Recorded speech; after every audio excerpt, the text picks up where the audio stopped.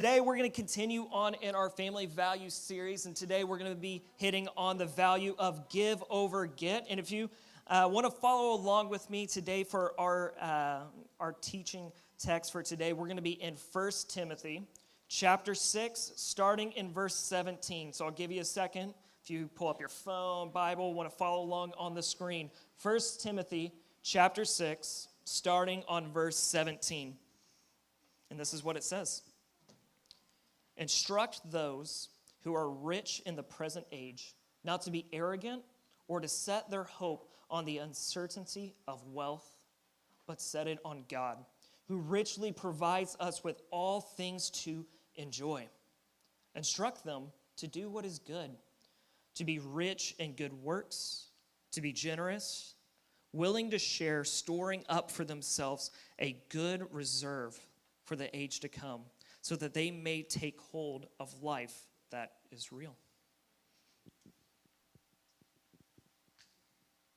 Good morning. My name is Kyle. If we haven't met yet, I'm the lead pastor here at Generations Church. And one of the things that we like to say around here is that your story matters. And the reason your story matters is because we want to help your story and God's story see where they intersect. Really because God's weaving this big, beautiful story together through time. And we learn about his story in the scriptures. And really, he's inviting you, as your story just unfolds, to become part of his family.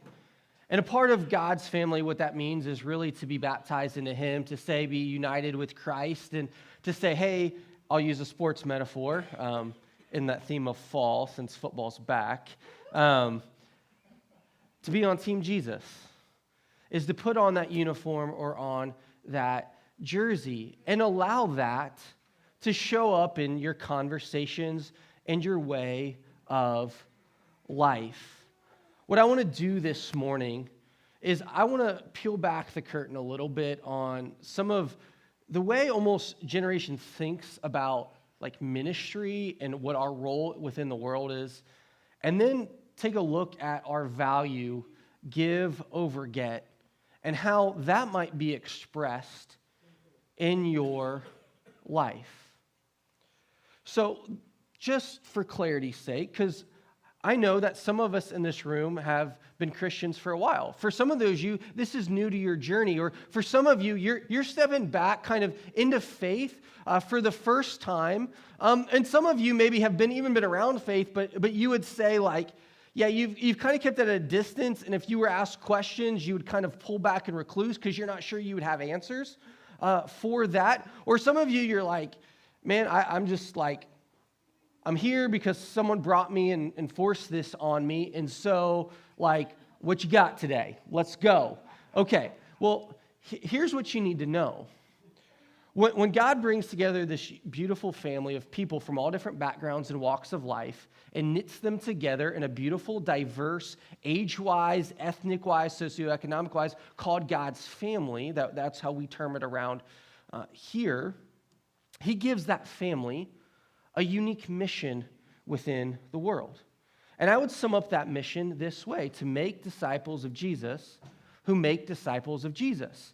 And a disciple of Jesus is someone who follows Jesus with every aspect of their life. Andrew, you can go ahead and put that first one up there, that definition. To make disciples of Jesus who make disciples of Jesus. And so everybody who steps into God's family has that singular mission. And that's irrespective of church. So no matter even your church background, some churches do this well and others do this poorly. And we at Generations are continually, when we fail, we try to fail forward and do this better and more purposeful. We are to be on this mission of making disciples who make disciples of Jesus, basically helping people follow Jesus with every aspect of their life. Now, this comes from a common motive. So sometimes you got to go, so like, why is this the mission? Where does this come from? Is there like an eternal battery that just keeps you moving forward? I think of the Energizer Bunny. You know those old commercials with the bunny walking around like banging the drum, if you ever remember that? And it's like when the battery runs out, it's like the bunny stops and you put the battery in there because it's the Energizer bunny and it just never gave up. This is not a commercial for Energizer, so if you don't know what I'm talking about, I guess you'll have to go look it up. But nevertheless, we have given an eternal power charge, a motive to keep us on this mission. And our motive is to love God and others as he has loved us. So it's the love of God that motivates us to help others follow Jesus well. Now, this is both modeled by how we live and it's shared verbally.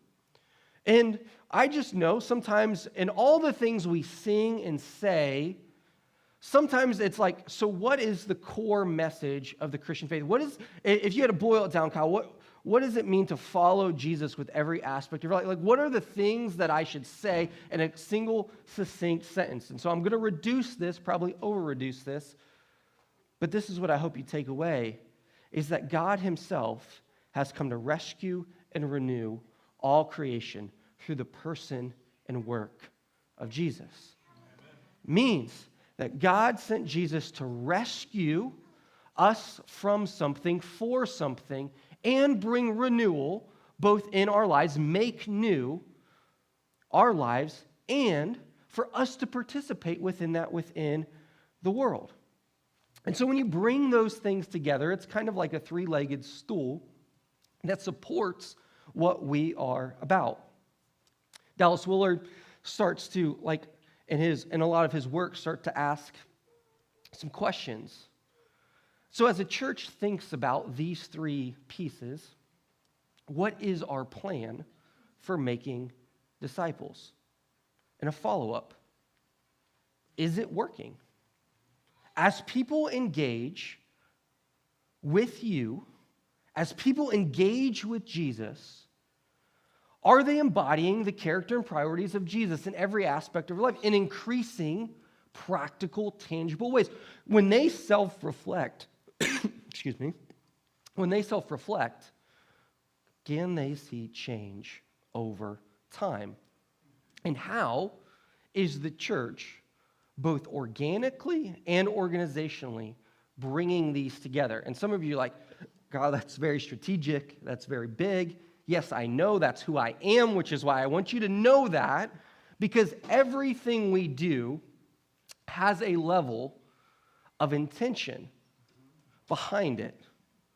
And sometimes we do things well, and sometimes we don't do things well. Tools that we have to help us move on our way to making disciples who make disciples, help us in the mission, is our vision and our values. To describe who we are within a specific time and place. And then, as that community comes into existence, how does that get transferred person to person? And I share this often, which is why our values over here on the wall, if you're in a room, is worded as a choice.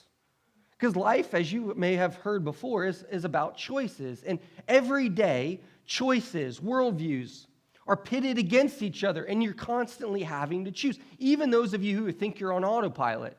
You're just trying to survive, or maybe you're in some form of fight or flight mode.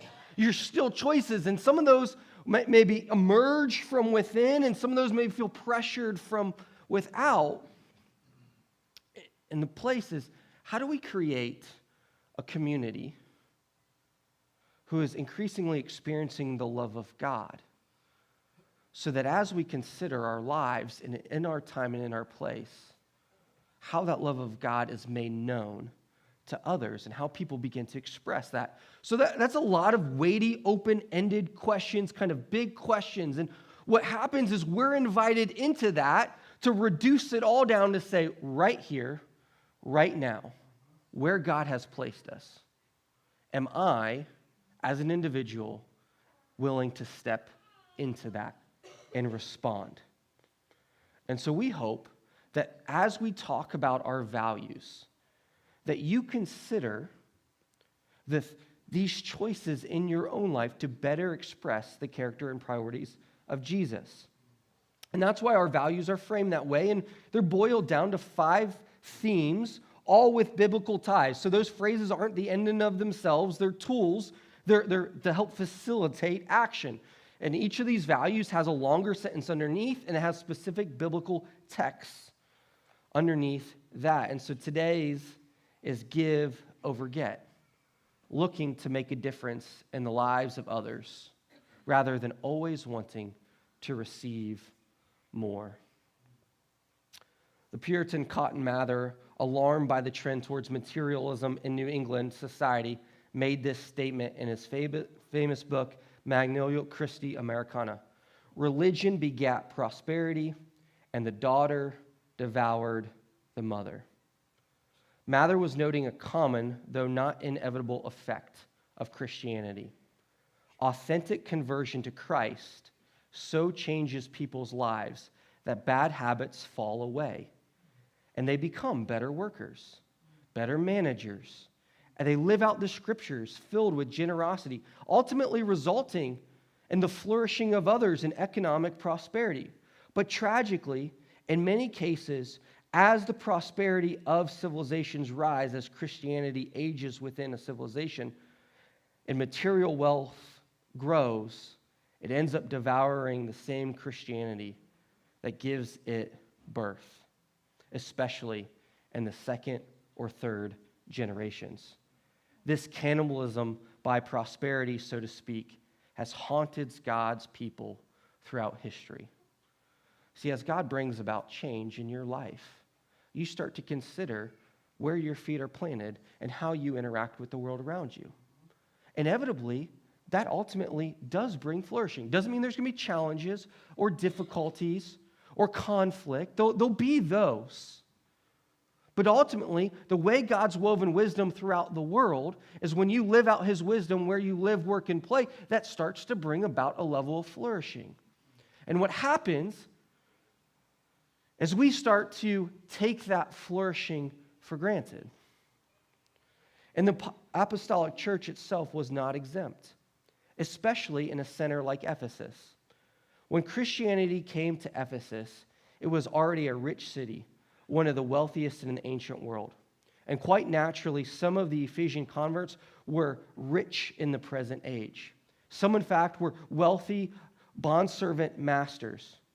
And Christianity went on to make them even richer as they abandoned wasteful excesses, managed their households better, profited from the hard work of converted bondservants. They were building a better life for themselves and others.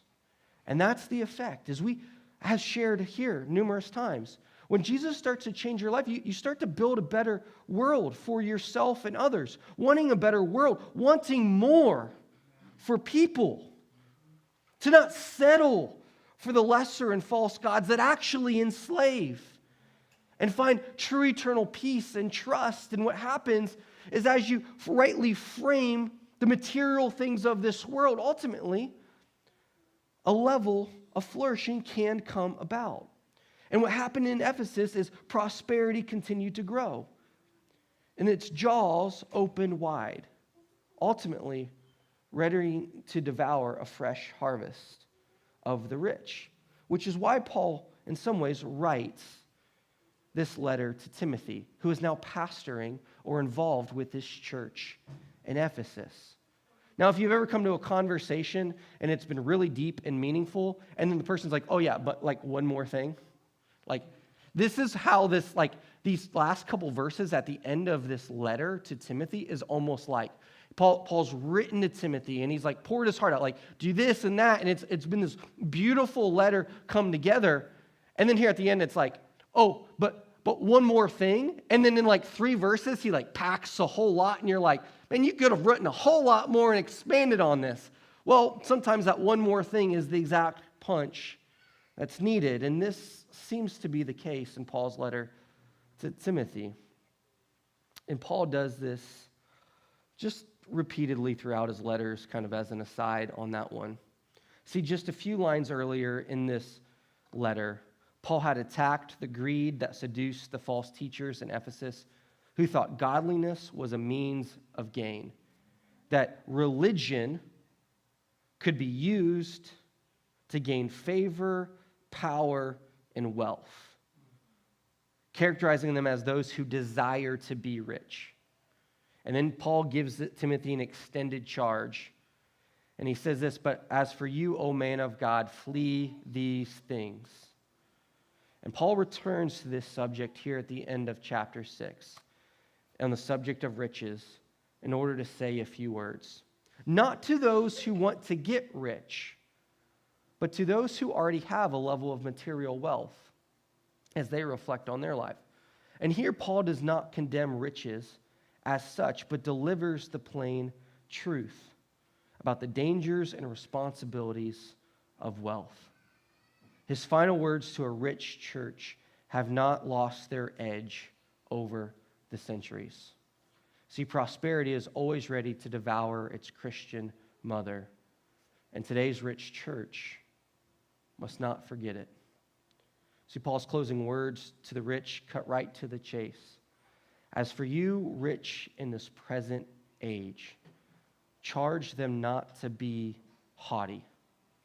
See, Paul, before he gets into action, before he pushes back on what we should do, he engages with the heart about our attitude, about how we even frame up this whole conversation about money. For some of you, like this hits a nerve. Like, this is something you don't like to talk about. What in church, especially, maybe not even with your spouse or friends, it's like, you're just like, I just don't want to go there because it's too difficult, there's too many pitfalls, and for whatever reason, whatever baggage you bring along in this conversation, I think it's a fair question to say, before we talk about generosity, before we talk about how much you do or don't have in your perspective on it. Is your heart even open? Is your attitude even willing to engage in something like this? As you think, and what Paul is speaking here, when he says haughty, it's composite of two Greek words, think and exalted thoughts. To think high of yourself. Sometimes when no matter how much we have, we take pride in something that we possess. Maybe it's our salary. Maybe it's one single possession. My fishing pole. Maybe it's a nice fishing pole. But Paul's words have not lost. But okay, we're the Talkback Church, so even as I'm up here speaking, stuff like that, totally acceptable. Okay, like this is a good thing. This helps because we're in this together. Like we've got to be able to engage on that level of say, okay, yeah, like do I have something that I go, man, I'm so glad about. But and what Paul presses back on is our hope in that thing. Do we take such a pride in that status that it starts to go from something we possess to something that possesses us? Something that if we lost that, we would be devastated because our identity is so wrapped up in that. You know, is it a vehicle where it's like, you're like, I got to get it detailed, I got to get worked on, and it's like, I own that, and, you know, it's like, man, like, as Paul's saying this, he's like, wait, no, hold on. God gives you good things to enjoy. Don't take for granted those blessings. Those come from God. Those can be good things, but they're a fraction, they're a foretaste of an eternal reality. We're not supposed to relish in the gift, but the gift giver. And so if we take such pride in something that we possess or an aspect of material, we start to lose our perspective. And what happens is we become arrogant or can become arrogant about what we have. Turn to pride. And haughtiness is a telltale sign, which ends up, if you start to pull on that tether, it ultimately breeds insolence and can sometimes bring contempt. Haughtiness is accompanied by dark, telltale shadows, where it can delude people into imagining they are of superior value. The delusion goes like this: I have more than other people, therefore I am doing something right, and I have what I deserve. And God clearly sees my superiority. Otherwise, I would not be so blessed. Conversely, others who have less, maybe you go, well, they've always done something wrong, and they have what they deserve, and certainly God sees them in error, which is why they aren't as blessed. Or maybe you self-talk that to yourself and say, well, maybe I don't have as much as I would like, so what have I done wrong? And clearly I've done something wrong, and so God must see something wrong with me. Why aren't I as blessed as others? That's the pitfall of Job's friends. It's where we view everything as a cause and effect. It's where you get out what you put in, and so the more we do morally right, the more blessed we'll be. Well, that's not anywhere consistent with the message of Christianity. God didn't say, earn yourself to heaven, get morally right and get to heaven. It's like, no, God came to rescue and renew, and out of that rescue and renewal, then we change and respond. And so there's no amount of money which can limit this viewpoint. Whether you have much or you have little, this can seep into your perspective. See, wealth as a measuring stick for morality makes a terrible master. Because if you view people who have money as always exclusively evil, then you'll fall into this same pride trap. And if you have some, you have a penchant to make yourself feel like you're worth more.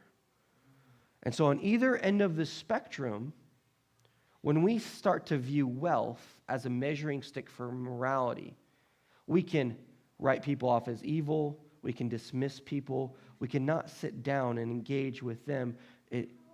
We got to understand that Paul's final instructions attack pride and the notion that I am better or I am less because of what I possess.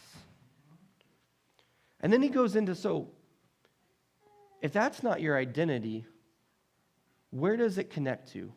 What is your hope in? See, the cannibalizing temptation for those who do have material possessions, for those who are rich, is misplaced hope. Paul's injunction says clearly, as for the rich in this present age, charge them not to be haughty, nor set their hopes on the uncertainty of riches, but on God who richly provides us with everything to enjoy. How many times over the years do we think everything is on the up and up until it crashes? Maybe also because of our dire status, that we will never have hope digging out of the hole we're in. And maybe you get something good and you're like, well, how long until the other shoe drops? When we start to always not able to appreciate the gift for what it is or a good thing because it is, we're always waiting for something to bad happen. Maybe it's because our hope is not actually in God, but in the things we receive. If we are always hoping and trying to believe and shift to the narrative that everything's always on the up and up, never believing that a crash could come, maybe our hope is in material things. And also, if we feel like we never have hope to dig out of the hole that we find ourselves in, maybe our hope is in material things. So what Paul says is, if you find yourself constantly within this mindset, set their hopes on God, who richly provides us with everything to enjoy. Notice very carefully, Paul did not tell those who had more in this world to divest themselves of their wealth, but to not place their hope in it. Paul does not call for false self-denial that was being preached by false teachers. The believers were not to exchange materialism for asceticism, which basically means beat yourself up or discipline yourself in hard and harsh ways. They had to divest themselves of the hope in exchange for an appearance, but rather place their hope in God, whose divine intention is not to deprive, but to provide. It's the type of thing when John asks, hey, what's your favorite fall food? There was a long time in my life where it's like, am I allowed to like things? Like a good cup of coffee, is it okay to enjoy? A good slice of pumpkin pie? You know, fall and, in front of a fire on a cool fall night. I played football growing up, and so it's like enjoying those Friday night lights. And when you reflect on some of those moments and you wonder, man, this feels good. This is a beautiful thing. And what's amazing is sometimes those moments, those things that have been created, that's God giving us good things to enjoy. It's God saying, I see you, I know who you are, and I want you to have. But in those moments, we are to be hearkened back to the one who sees us, to the gift giver, as I've said before. And we've got to remember, is our hope placed in chasing down those moments? Can't waiting for fall to get that slice of pumpkin pie again? It's yummy. But is my hope in something more eternal, longer lasting, better yielding? See, both the absence and presence of pressures surrounding poverty and wealth expose our hope. And if we're not honest, our faith will be devoured by what we think we have and by what we don't think we have. And Paul is not content to let us just simply say with our attitude and then the direction, but say, now how does that express itself? Which does in generosity. See, a conscious move away from arrogance towards humility and from hoping in wealth to hoping in God alone. God will liberate God's people to live out the command to be generous. Paul says, you are to do good, be rich in good works, to be generous and ready to share. This is an I'll help you get it.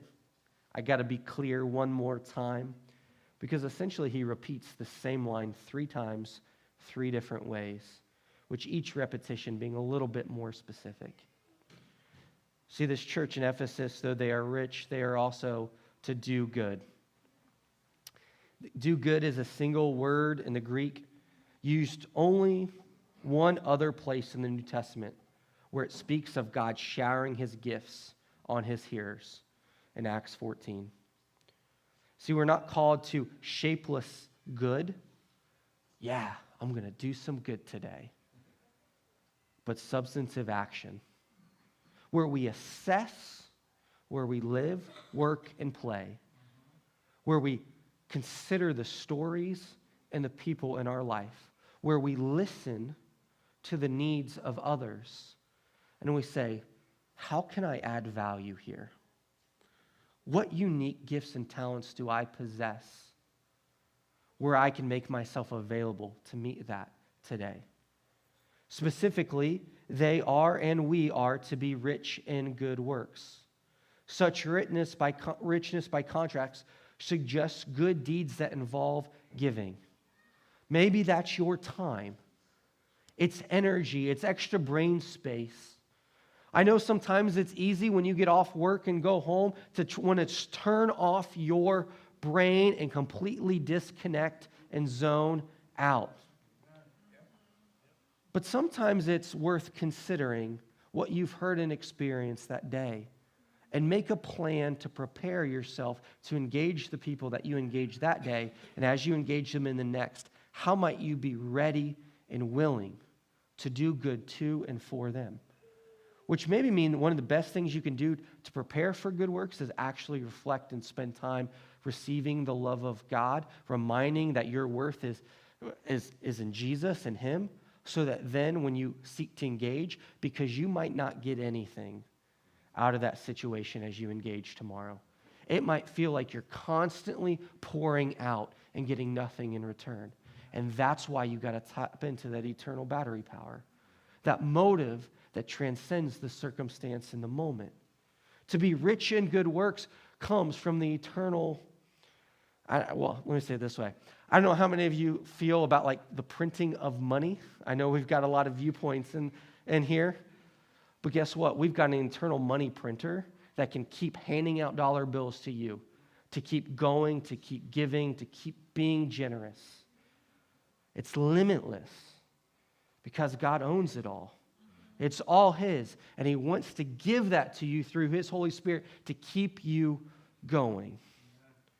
And it's the habit that shows up in practical service that you can able to keep going, giving tangible outward signs of love. And what's amazing is when we start to live this out, we start to play back into the beautiful story of Christianity throughout history. See, one of the most striking passages in Rodney Stark's remarkable book, The Rise of Christianity, and how his description of how Christians in ancient Turkey would react when their town was struck by plague. The rich, the well-to-do, particularly the doctors, would gather up their family and possessions and leave town. The wealthy would flee to the hills, to the fresher, less polluted air, or to friends or family in towns some distance away. But the Christians, interesting enough, often among the poorest, and many of them slaves, would stay and nurse people, including those who were neither Christians nor their own family members, nor in any other way obviously connected to them. And sometimes such people got well again. Not all diseases were necessarily fatal. Sometimes Christians would themselves catch a disease and die from it. But the point was made graphically and unmistakably. This was a different way to be human. Nobody had ever thought of living like that before. Why were they called? Why were they doing it? And the Christians called upon to explain the habits of the heart, which made it a natural second nature, of course, to do such things. He says, would talk about Jesus and about the God they had discovered through Jesus, and the God whose very own nature was and is self-giving love. Stark suggests that this kind of behavior was one of many reasons for the rapid spread of Christianity. And despite the best efforts of efficient Roman persecutors, leading up to the time when, by the start of the 4th century, nearly half of the empire was Christian, and the emperors decided it was better to join what seemed to be the winning side. The spread of Christianity was because Christians were selfless. Christians made disciples. They lived out the mission. They lived with an eternal motive. And they shared a message of a God whose very nature was self-giving love. As we consider our world at this exact moment, we just can often wonder, will that still work? Can it still work? Is that really all it takes? My argument would simply be, if we have faith in a God who creates, a God who rescues, who redeems through Jesus, who died and came back to life, and out of that love to be with us, to be for us, if out of that message, if out of that reality, if that's what we believe, then we can't help but take that same posture. We have to, no, we get to live that out. We get to live self-sacrificially, to be generous and ready to share, as Paul writes. This emphasizing giving that is from the hands as well as from the heart, which means that we got to know each other. Because here's the beautiful thing about God's family when that comes together, when people say yes and respond. You will meet people and have stories where they go, hey, I have a need, and you're going to be scratching your head. God, I'm not entirely sure I know how to meet that need. Hey, but you know what? I know someone in church who has a truck. Maybe that truck will help that person in this way. Man, I know someone who has a trade as a carpenter. Or I know someone who just has a great gift for hearing or for listening to people. And I'm not great at listening to people. So maybe I'll bring them along and we'll figure out if they can listen a little bit better than me so that we can serve this person together. And what happens is the exchange, the sharing, is not just of material possessions, but of gifts and skills and talents. But church, we got to continue to get to know each other. So that maybe when it's like, I'm trying to build this relationship with this person and they're into this type of music, and you're like, I don't know a single thing about country music. But I know this person likes country music, and so maybe we'll go grab a coffee and I'll include them along. And maybe as they get to know each other, that'll help them get to know who Jesus is. I know that not all people are like me, but we do have this beautiful, diverse family. And I don't know what it is. It can be sports, it can be music, it can be your interest in cars, maybe your interest in a million different things. But because we've gotten to know each other's stories, and then because we're present with others in relationships, we can be connectors. And when there's something breaks down or they fall in difficult times, we can see a need and we can meet a need.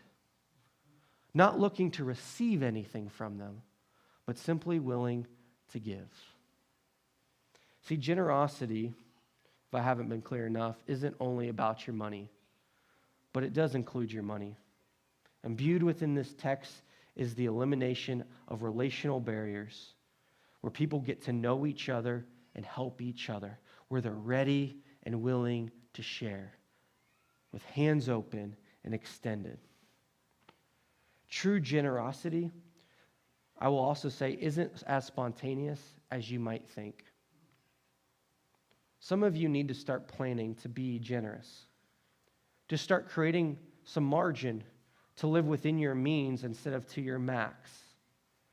While I don't endorse every tactic he employs, I mean, something to consider is spend 10 minutes listening to people on Dave Ramsey's radio show about how they scrapped and clawed to create some margin between their salaries and what they were willing to live with so that then they could be generous. They were willing to sacrifice to pay off debt and create margin, which actually enabled them to give and build. And so maybe you need to create some margin within your means of living.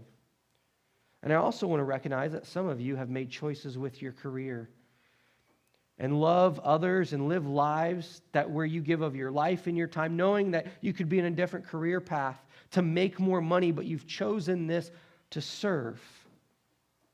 And maybe you feel stressed and strapped, and you wonder, Kyle, clearly you're not expecting me to give because I am stressed and I am strapped and I'm already giving so much here.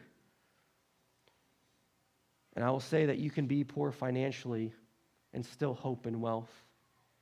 You can still be poor financially and still be greedy with grace. You can claim wisdom but withhold generosity. And I would just ask you to consider that Jesus, that God, was not greedy with his grace with you. And as you consider that and what that means for you, may you consider how that gets expressed in your life. See, the New Testament teaches that poverty is not a virtue, nor is wealth a sin. But Jesus speaks often about wealth and how it can ensnare. And in fact, that wealth in all its forms is an immense responsibility, something to steward. And wealth can feed pride and oftentimes can root us deeper within this world. And if we're not careful, it will devour us. So Paul, in closing, in these final verses, in his final word to the rich, provides this real dazzling incentive.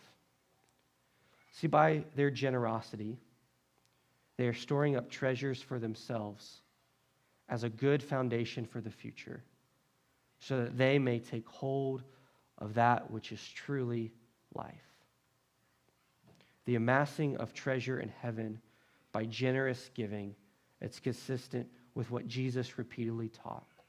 We read in his Sermon on the Mount, do not lay up for yourselves treasures on earth where moth and rust destroy, where thieves break in and steal, but lay up for yourselves treasures in heaven where neither moth nor rust destroys, where thieves do not break in and steal. And later to the rich ruler he declared, one thing you still lack, sell all you have and distribute to the poor, and you will have treasure in heaven. Of course, neither Jesus nor Paul taught that one could buy salvation or promoted moralism based on human merit. Far from buying shares in heaven, Paul is emphasizing that true riches have nothing to do with earthly wealth, which is uncertain and for this age only. The only riches that will survive this world are those invested by God's people through generous giving and generous living. God reconciles us through his free grace, moves us to serve him, and then accepts our services, flawed as they are, and bestows on us our services as a reward they do not merit. Those in Christ who give never suffer loss, but get in the age to come. See, they live with an eternal perspective. We don't give to get now, but we know we can give because we will get what we don't and didn't deserve. We are given something of incomparable worth and value. See, Christianity is, by definition, a worldview of delayed gratification. We live in a world of instant gratification. I want what I want, and I want it now. I could quote a finance commercial that you probably can. It's my money, and I want it now. But give over get pushes back on the it's mine, and I want it now. See, how we give will mark us as sojourners and strangers in an instant gratification world. We're delaying gratification, knowing that we will still get things to enjoy. That God will still provide exactly what we need. Worldly wisdom may say that generosity helps us get what we want, but godly wisdom says generosity helps others with no strings attached because I'm attached to an eternal inheritance. And that allows us to live and give. Such generous giving hangs on tightly to that which is truly life. Believers already have life, but a generous, giving Christian is one who has taken a hold of that eternal life now and is writing life for all it's worth. Generous givers thrill in their salvation, rejoice in the fruit of the Spirit, and live the life of the coming age now. The incentives of eternity, the amassed treasure in heaven, they realize that and hold on to it now, which is truly life. And a church with such people escapes Cotton Mather's dictum. They are not devoured by prosperity. The rewards are so high. We must remember that Paul was so concerned about this church in Ephesus because they were the missionary lighthouse in Asia. And he stated the reason for writing was that you may know how one ought to behave in the household of God, which is the church of the living God, a pillar and a buttress of truth. And the way they used their money was crucial. And that's why the apostle's final words to his letter to Timothy to shepherd them well dealt with it. And may they not be lost on us. May we be a church that is not greedy with grace, but is generous with it. That doesn't simply give because we have to, or we ought to, or we're cajoled to, but we give and we live because of the grace and the generosity that was extended first to us in Jesus. May that be our motivating power. And for those of you today who wonder, all right, Kyle, So are you going to ask us to give to generations here at the end? Listen, from day one, we have always said, we believe in what God has called us to at Generations and that he will be provided. So if God stirs your heart, yes, give.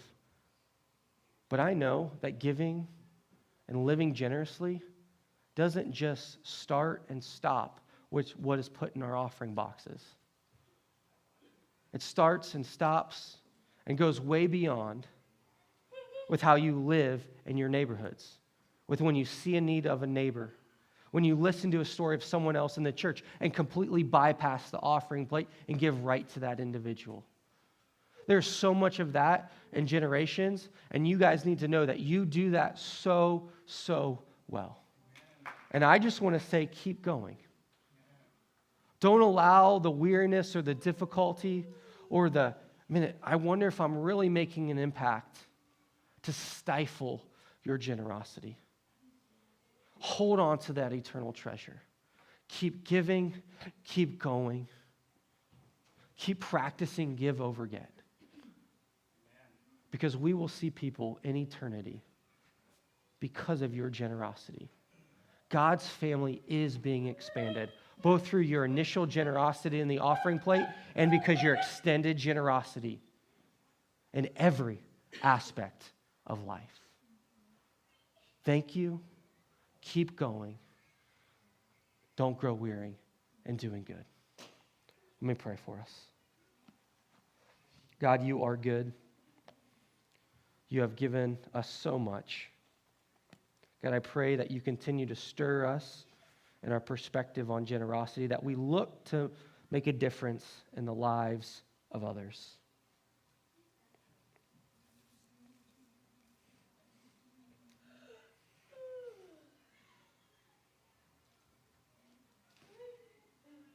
God, for the person who's been living life with a clenched fist, unwilling to let go, God, I pray that you let them know that they are loved and valued and cherished. That you want more for them, that they can want more for themselves, and that you bestow a blessing on them and experience the joy of giving and paying it forward. God, for the person who you have given much to, I pray that they steward that well. That they don't grow weary in doing good and being generous. God, above all,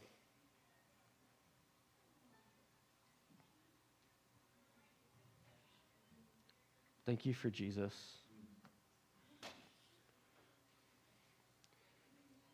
We even get to have this whole new way of being human, of this self-giving love because of what you've done for us and him. May that truly motivate and change us. May we return to that time and time again.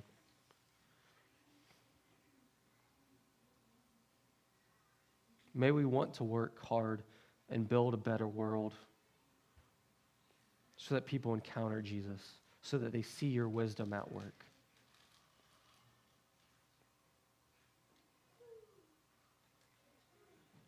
May we set our hope not on our possessions, but on you, Lord, on the eternal things.